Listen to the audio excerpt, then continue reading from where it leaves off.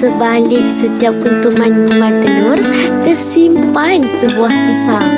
Bukan sekadar hiasan, tetapi lambang kasih, doa dan penghargaan yang diwariskan sejak turun-temurun. Dahulu, bunga telur dihasilkan menggunakan bahan yang sederhana. Hari ini, kreativiti memberi wajah baharu melalui penggunaan kawat bulu. Walaupun bentuknya merubah mengikut zaman, maknanya tetap utuh. Setiap bunga yang dihulurkan bukan sekadar cenderamata.